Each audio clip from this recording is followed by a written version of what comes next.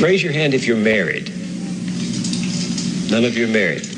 Raise your hand if you would like to be married to your baby's father. One. The rest of you who don't plan to get married, why don't you plan to get married? I'd like to know that.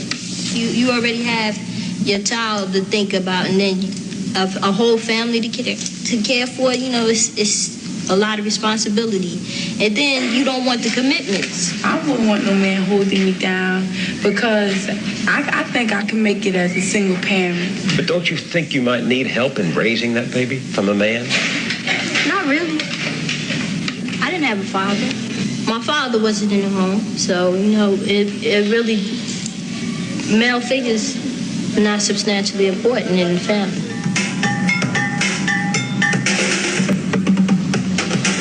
Thinking about holding up for no sex, my man. You know, if a girl, you know, she get having a baby, carrying a baby, hey, that's on her. You know, I'm not gonna stop my pleasures because of another woman. What about birth control? What about condom? Girls don't like them things. They don't like them things. They'll tell you to take them things off. They figure that you saying that they filthy or they dirty or something. It's been a startling change in values. 25 years ago, you would not have heard such things said so freely because they were not embraced so widely. The strong family was still the backbone of Black America, and 3 out of 4 children had both parents at home. That is true no longer. Most Black children are now growing up without their fathers.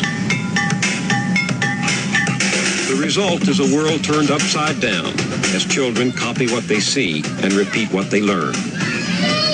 LaDawn said she didn't have a father in her home and doesn't think her children need one.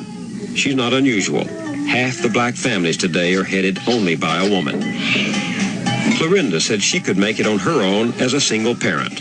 She has never been married and is raising her daughter without a man's help. She's not unusual. Today, nearly 60% of all Black children are born out of wedlock. Timothy said his children are not his responsibility.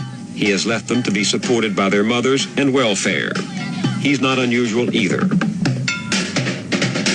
For LaDawn and Clorinda and Timothy, and many more like them in cities all over America, the traditional family no longer exists. It has vanished, and something new is taking its place. Single women and the children they're rearing alone are the fastest growing part of the Black population. What becomes of the Black family in a world where the values are being turned upside down? If the parent is 17 and 18, uneducated, unmotivated, fooling around, wandering around,